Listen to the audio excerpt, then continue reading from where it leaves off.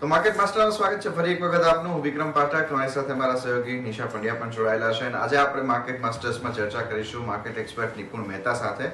નિપુણજી, સ્વાગત છે આપનું સીએનબીસી બજારમાં. સર, સૌપ્રથમ તો એક પાસું સમજવા માંગીશું કે જે પ્રમાણે આખા ગ્લોબલ ફિનોમિનાની વચ્ચે આપણે સતત છેલ્લા 2-3 સપ્તાહથી કન્ટિન્યુઅસ જોઈએ તો નિફ્ટીના ફ્રન્ટ ઉપર જે પ્રમાણે એક ઉચ્ચતમ સ્તર આગળ વધતા દેખાઈ રહ્યા છે, આને આપ કેવી રીતના જોવો છો? આપણી માર્કેટની અંદર હજુ અહીંયાથી કેટલી સ્ટ્રેન્થ આપને દેખાઈ રહી છે?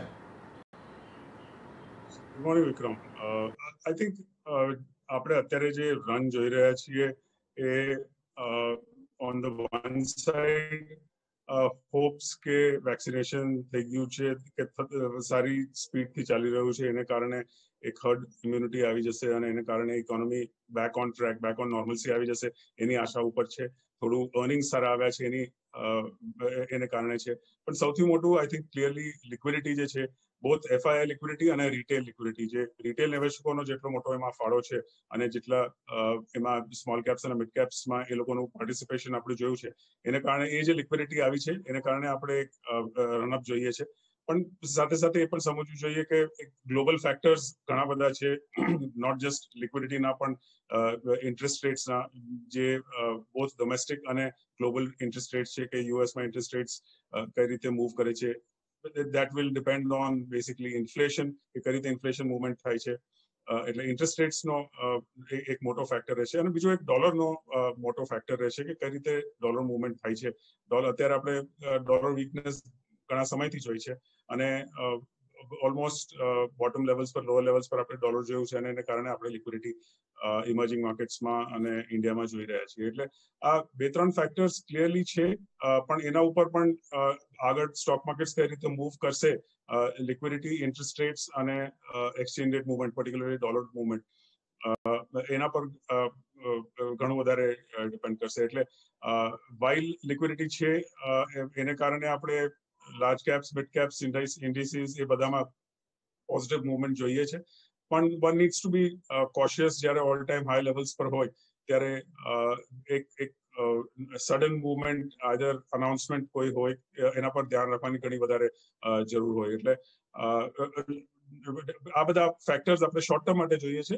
Long term clearly looks great in terms of corporate earnings and in terms of the overall economic Outlook. પણ નિપુણ સર, અત્યારે માનવામાં આવે છે કે ઇકોનોમી ઓપન અપ થઈ રહી છે, કામકાજ ફરી પાટે ચડી રહ્યું છે, પણ એમાં રિકવરી આવતા હજુ થોડો સમય લાગશે. જે રીતે આપણે વિચારી રહ્યા છે કે સડનલી એકાદ ક્વાર્ટરમાં આપણને રિકવરી જોવા મળશે, તમને લાગે છે એવી રિકવરી શાર્પલી જોવા મળી શકે કે હજુ 1-2 ક્વાર્ટર લાગી શકે ને? સો નિશા, એમાં આઈ થિંક સેક્ટરલી આપણે જોવાની જરૂર છે. જે 2-3 સેક્ટર જે ઘણા વધારે ઇમ્પેક્ટ થયા છે અને અલગ અલગ ફેક્ટર્સના લીધે ઇમ્પેક્ટ થયા છે. કોઈ સેક્ટર્સ સપ્લાય ચેઇન ઇશ્યુઝના લીધે, રો મટીરિયલના લીધે અફેક્ટ થયા છે, કોઈ લેબરના રિલેટેડ અફેક્ટ થયા છે, કોઈ કન્ઝ્યુમર સ્પેન્ડિંગ ઓછું થયું છે એના રિલેટેડ છે અને ઇમ્પેક્ટ થયા છે. એટલે ટ્રાવેલ, એન્ટરટેનમેન્ટ, હોસ્પિટાલિટી, આ બધા સેક્ટર્સ જે ખાસ વધારે ઇમ્પેક્ટ થયો છે, એમાં એકવાર એક થોડો ઘણો સ્પોટ જરૂર આવશે, પણ બેક ટુ નોર્મલસી આવતા ઓબ્વિયસલી વધારે ક્વાર્ટર લાગશે, જ્યાં સુધી વેક્સિનેશન વધારે નથી થઈ જતું, ઇન્વેસ્ટર સેન્ટિમેન્ટ કે કન્ઝ્યુમર સેન્ટિમેન્ટ ઇમ્પ્રુવ નથી થતું. Same goes for let's say consumer durables. જે ગયા વર્ષે આપણે સડનલી સ્પોટ જોયું વ્હાઇટ ગુડ્સમાં, લોકડાઉન આવ્યું હતું ત્યારે, whether it is air conditioners, dishwashers, washing machines, computers, laptops, એ જ રીતે આપણે કદાચ spot or back to normalcy ના જોઈએ, પણ it will be gradually slowly coming back to normal. 2-3 quarter થશે. બીજા બધા સેક્ટર્સ છે જેમાં આપણે સ્લો ડાઉન નથી જોયું, કે પછી પાછલા 2-3 ક્વાર્ટરમાં ઓલમોસ્ટ બેક ટુ નોર્મલસી આપણે જોઈ છે અને ઘણા બધા છે. એમાં આઈટી છે, ફાર્માસ્યુટિકલ્સ છે, ટુ સમ એક્સટેન્ટ મેટલ્સમાં જે રીતે ડિમાન્ડ સપ્લાય સિચ્યુએશન છે, પોઝિટિવ સિચ્યુએશન છે, સિમેન્ટમાં ગ્રેજ્યુઅલી પોઝિટિવ સિમેન્ટ. એટલે એ બધા સેક્ટર્સ છે, એમાં બેક ટુ નોર્મલસી આવતા સમય નહીં લાગે. ઇનફેક્ટ કોઈ સેક્ટર્સમાં આપણે પ્રી કોવિડ લેવલ્સ કરતા પણ વધારે એક્ટિવિટી જોઈ છે, રેવન્યુઝ જોઈ છે, પ્રોફિટેબિલિટી જોઈ છે. I think it would be very sectoral. Individual company wise impact કેટલો થયો છે એ જોવાની જરૂર છે. One cannot generalize કે હજી 2 થી 3 ક્વાર્ટર લાગશે નોર્મલસી આવતા. ઘણા સેક્ટર્સમાં નોર્મલસી આવી ગઈ છે, ઘણા સેક્ટર્સમાં આવતા હજી થોડો સમય લાગી શકે છે.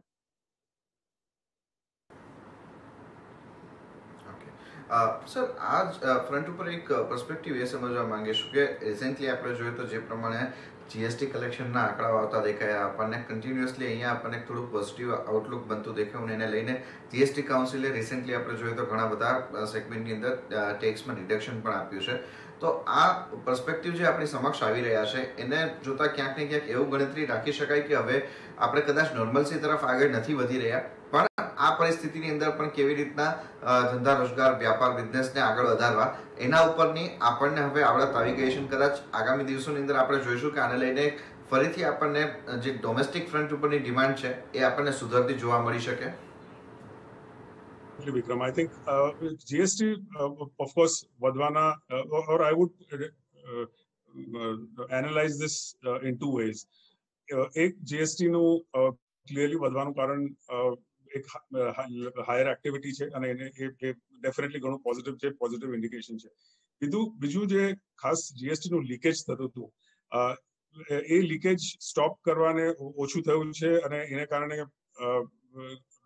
ઘણા વધારે બિઝનેસીસ જીએસટી હવે ની કવરેજમાં આવી ગયા છે અને જીએસટી ભરે છે. એટલે એને કારણે જે લીકેજ થતું હતું એનું એક શાર્પ સ્પોટ આપણે જોયું કે જે ગયા વર્ષે 1 લાખ કરોડ મુશ્કેલથી જીએસટી નો ફિગર પહોંચતો હતો એની જગ્યાએ આપણે દર મહિને અત્યારે 1 લાખ કરોડ અને almost closing on two nearing on two મે મહિનાનું છોડી દઈએ તો ઓલમોસ્ટ ક્લોઝિંગ ઓન ટુ 1,40,000 કે 1,50,000 કરોડના ફિગર્સ આપણે જોયા છે. એટલે that is clearly coming out of greater coverage and lesser leakage. Of course, economy માં ઘણો સુધારો આવ્યો છે અને એને કારણે GST collections વધ્યા છે. I think that gives a lot of leeway to the government spending માટે. Higher GST collections છે, higher direct tax collections માં પણ ફરક આવ્યો છે. આપણે પાછલા 1 થી 2 ક્વાર્ટરમાં જેટલા ડિરેક્ટ ટેક્સ કલેક્શન આપણે જોયા છે. એટલે that is clearly an indication કે ઇકોનોમી ઓલમોસ્ટ બેક ટુ નોર્મલસી આવે છે. એટ ધ સેમ ટાઈમ આપણે એ ધ્યાનમાં રાખવું જોઈએ કે એક્ઝેક્ટલી એઝ યુ સેડ બિઝનેસીસે પેન્ડેમિક ના પાછલા 1 વર્ષથી 15 મહિનામાં જે change in gradual tweaking of operational efficiencies કર્યું છે કે બેલેન્સ શીટ સુધારવાની જે કોશિશ કરેલી છે એને કારણે બિઝનેસીસ અત્યારે 1 વર્ષ પહેલા હતા એના કરતા ઘણી સ્ટ્રોંગર પોઝિશનમાં છે. બેલેન્સ શીટ સ્ટ્રોંગર થયા છે, ડેટ ઓછું થયું છે, કેપિટલ રેઝિંગ ઘણું વધ્યું છે, લો કોસ્ટ કેપિટલ રેઝિંગ ઘણી કંપનીઓએ કરેલું છે, ઇન્ટરેસ્ટ કોસ્ટ એને કારણે ઓછું થયું છે, ઓપરેશનલ એફિશિયન્સીઝ વધી ગઈ છે અને બેસિકલી એક ઓવરઓલ કોસ્ટ રિડક્શન કઈ રીતે થઈ શકે એ બિઝનેસીસે આ પાછલા 15 મહિનામાં ઘણું સારી રીતે ઇન્ડિયન બિઝનેસીસે એડોપ્ટ કરેલું છે. એટ ધ સેમ ટાઈમ જે એક્સપોર્ટ રેવન્યુઝ છે એને જેટલો ટેલવિન્ડ્સ આપેલા છે એને કારણે ઘણા બિઝનેસીસને સપોર્ટ થયો છે. અગેન જે મેક ઇન ઇન્ડિયા છે, પીએલઆઈ સ્કીમ્સ છે એને કારણે બિઝનેસીસને બિઝનેસ કોન્ફિડન્સ વધ્યો છે અને આપણે કેપેક્સ વધતો જોયો છે. ક્લિયરલી આ બધા ફેક્ટર્સ છે જેના કારણે businesses have smartly learn to change અને ઓવરઓલ ગ્રેજ્યુઅલી એનો ઇમ્પેક્ટ જીએસટી કલેક્શન્સમાં અને ડિરેક્ટ ટેક્સ કલેક્શન્સમાં આવવાનો જ છે. So that is the reason we see positive days in terms of government collections જે બી થઈ રહ્યા છે ઇનડિરેક્ટ ને ડિરેક્ટ ટેક્સીસના એના positive indicators and positive indicators also for the growth of the economy.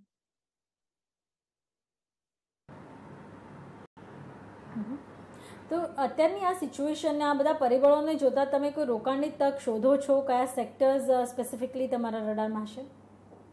સો અત્યારે markets almost closure two highest levels પર છે on the one side. On the other side આપણે જોઈએ તો જે માર્ચ 23 ના નિફ્ટી ઇપીએસ પ્રોજેક્શન્સ છે અબાઉટ 800 થી 850 રૂપિયાના approximately,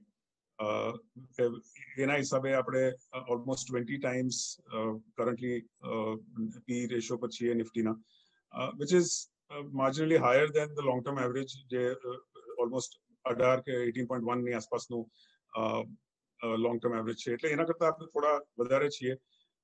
So you might not see a lot of movement or sharp movement upwards as far as the Nifty is concerned or the indexes or the large cap index is concerned. But I think હજી પણ mid caps માં, small caps માં, particularly sectors like IT, pharmaceuticals, banking to some extent, cement છે, specialty chemicals છે, આ બધામાં હજી આગળ clearer visibility of revenue growth and profitability growth દેખાય છે. અને એને કારણે આપણે જ્યારે પણ માર્કેટમાં કરેક્શન આવી શકે છે ત્યારે આ બધા સેક્ટર્સમાં કે આ ઇન્ડિવિજ્યુઅલ સ્ટોક્સમાં એક બોટમ અપ અપ્રોચ આપણે લીધો હોય અને individual stocks within some of these સેક્ટર્સમાં આપણે નિવેશ કર્યો હોય તો જ્યારે પણ માર્કેટમાં માર્જિનલ કરેક્શન આવે આપણે આ બધા સ્ટોક્સમાં કદાચ ઓછું કરેક્શન જોઈશું અને એ સારી તક રહેશે નિવેશ કરવાની. એટલે આ રીતે જે sound fundamentally sound companies or strong growth companies or strong profitability and margin growth companies છે individually certain sectors માં એમાં definitely હજી પણ નિવેશ કરી શકાય. માર્કેટ ups and downs ચાલ્યા રહેશે પણ આપણે એક મીડિયમ થી લોંગ ટર્મ માટે નિવેશ કર્યો હોય તો આ બધા સ્ટોક્સ માં એક up move gradually over the next few quarters definitely જોશું.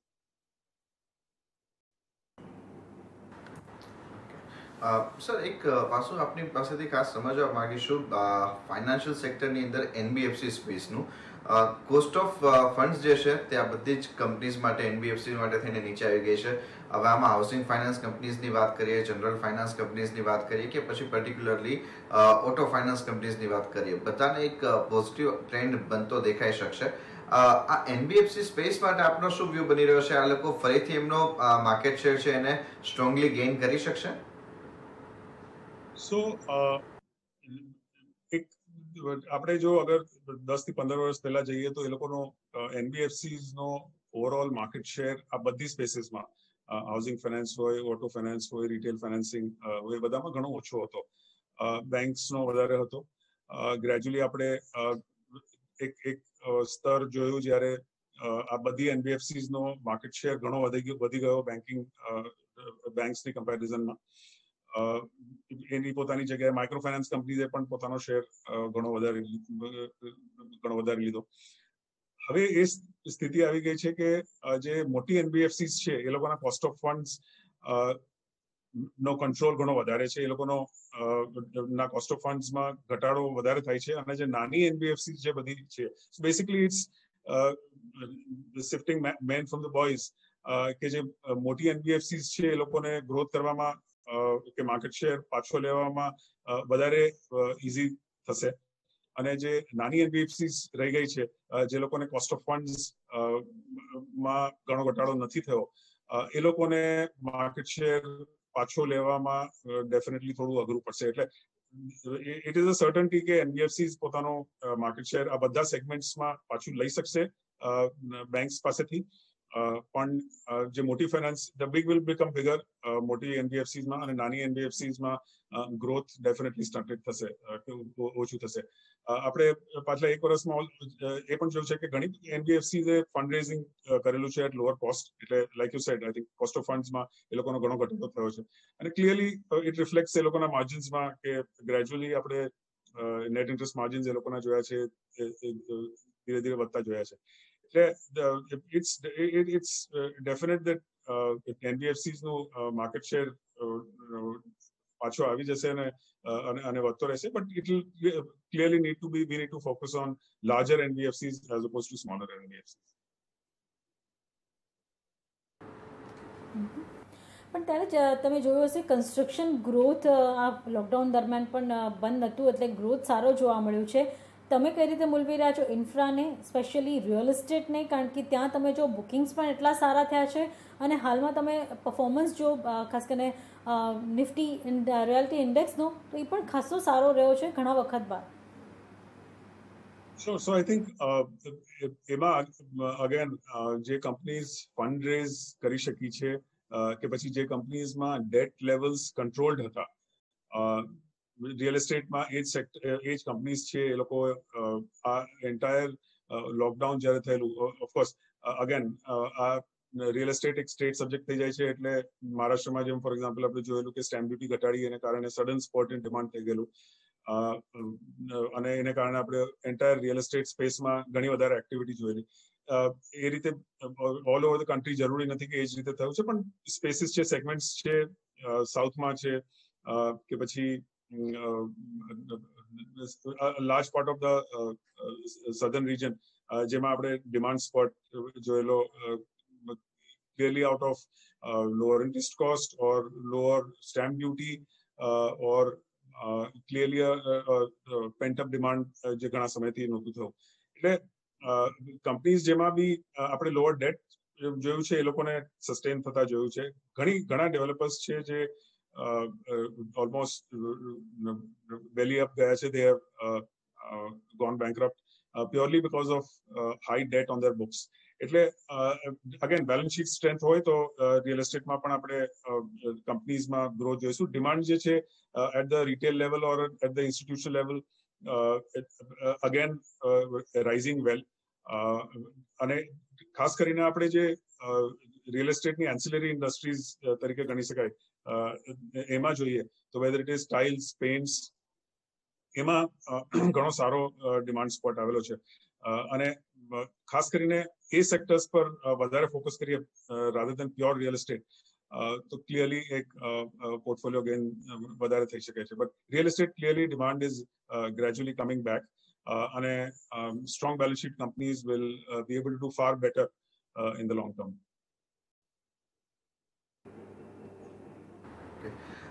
સર એક પાછું એ સમજવા માંગીશું જે પ્રમાણે ઘણા બધા મિડ કેપ અને સ્મોલ કેપ કંપનીઝ છે એની અંદર આપણને આખા એક રીરેટિંગ થતા દેખાયા છે આ વર્ટિકલ ઉપર આપ શું કહેશો નવું રોકાણ કરવું હોય તો શું ધ્યાન રાખવું બને કારણ કે ઓલમોસ્ટ આપણે જો આખા પેન્ડેમિક લેવલથી જોઈએ તો એક મોટી રિકવરી જે છે તે આપણને મિડ કેપ અને સ્મોલ કેપ ઇન્ડેક્સમાં આવતી દેખાય છે કે જે આપણને 2-3 ટાઈમ્સ આખા ઇન્ડેક્સની મૂવ આવતી દેખાઈ ચૂકી છે લોઅર લેવલ્સ હતા ત્યાંથી તો એ પર્સપેક્ટિવને જોતા આપ મિડ કેપ અને સ્મોલ કેપમાં નવા રોકાણ માટે શું એડવાઇસ કરશો સો વિક્રમ ગ્રેટ ક્વેશ્ચન જો આપણે માર્ચ 2020 ના લેવલ્સ પરથી જોઈએ તો નિફ્ટી જસ્ટ અબાઉટ ડબલ થયો છે ડબલથી થોડો વધારે થયો છે વાઇલ સ્મોલ કેપ ઇન્ડેક્સ જે છે જે ઓલમોસ્ટ 8,500 લેવલ્સ પર હતો અત્યારે ઓલમોસ્ટ 24,000-24,500 લેવલ્સ પર છે એટલે ઓલમોસ્ટ 3 ટાઈમ્સ થયો છે જો અગર ફેબ્રુઆરી 21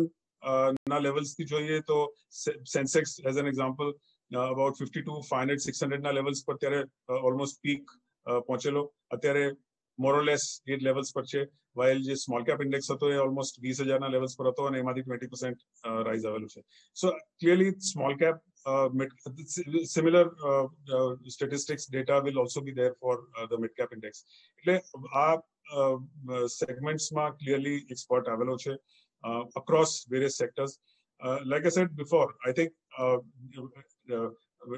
stock specific આમાં હજી પણ opportunity definitely દેખાય છે જ્યાં એક change in industry scenario થયો હોય કે demand consistently વધતી હોય મિડ કેપ આઈટી છે મિડ કેપ ફાર્મા છે ઘણી બધી મિડ કેપ સિમેન્ટ કંપનીઝ છે જેમાં આપણે ગ્રેજ્યુઅલી થોડું એક્સપેન્શન જોયું છે આઈ થિંક આ બધી again consumer staples consumer durables છે જેમાં મિડ કેપ કંપનીઝ છે જેમાં ગ્રેજ્યુઅલી વચ્ચે ડિમાન્ડ સ્લેક થઈ ગયેલી પણ પાછી ડિમાન્ડ નોર્મલસી પર આવી જશે કે આવતા દેખાય છે તો આ બધી મિડ કેપ કંપનીઝમાં સ્મોલ કેપ કંપનીઝમાં ડેફિનેટલી હજી જગ્યા દેખાય છે માર્કેટ્સમાં અપ્સ એન્ડ ડાઉન્સ આવ્યા કરે એને કારણે એક સ્ટોક પ્રાઇસીસ વોલેટાઇલ થઈ શકે છે નિવેશકોએ જે લેવલથી ખરીદ્યો એનાથી નીચે પણ સ્ટોક પ્રાઇસ આવી શકે છે that does not mean that company is bad I think એક પેશન્સ રાખીને સારી કંપનીઝમાં નિવેશ કર્યો હોય તો અત્યારે પણ મિડ કેપ સ્મોલ કેપમાં ડેફિનેટલી આ સર્ટન સેગમેન્ટ્સ જેની વાત કરી સેક્ટર્સ જેની વાત કરી એમાં ઓપોર્ચ્યુનિટી દેખાય છે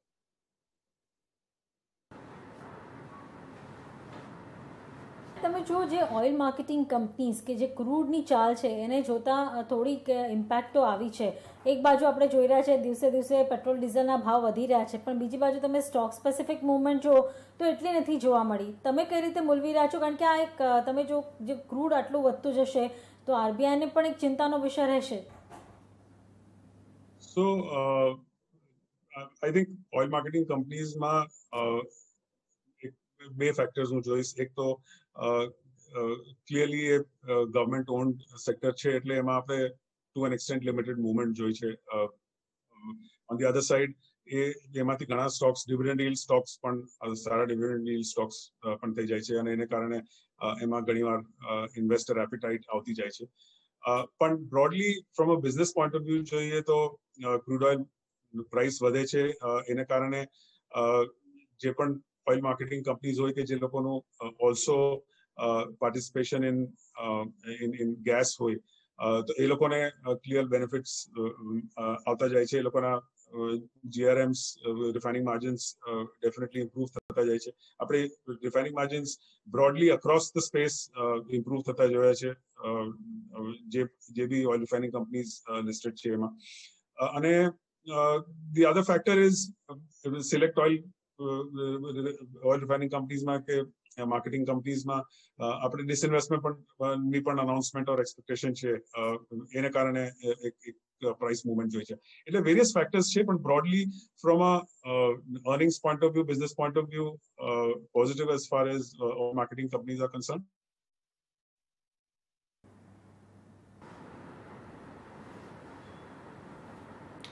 ઓકે, તો આ કેટલાક પર્સપેક્ટિવ આપણને બનતા દેખાઈ રહ્યા છે કે જે ખાસ કરીને અત્યારે આપણને માર્કેટના ઓવરઓલ સિનારીઓ અને મેક્રોઝ કેવી રીતના આપણને પ્લે આઉટ થતા દેખાય છે અને એ બધાની વચ્ચે કયા સેક્ટર્સ તમારા રડાર પર રહેવા જોઈએ અને કઈ કંપનીઝને કેવી રીતના તમારે પસંદ કરવી જોઈએ એના અંગે સમગ્ર વિગતો આપણને અત્યારે નિપુણજી તરફથી મળતી દેખાય. સમય ઓછો છે એટલે આપણે અહીંયા રજા લેવી પડશે. નિપુણજી, ઘણો આભાર આપનો સમય ફાળવી અમારી સાથે આ સમગ્ર ચર્ચામાં જોડાવા માટે અને વિગતો માટે. સર, અને સાથે જ હાલ મને નિશાને પણ આપજો રજા. આગળ અપડેટ માટે આપ જોડાયેલા રહો CNBC બજાર સાથે. નમસ્કાર.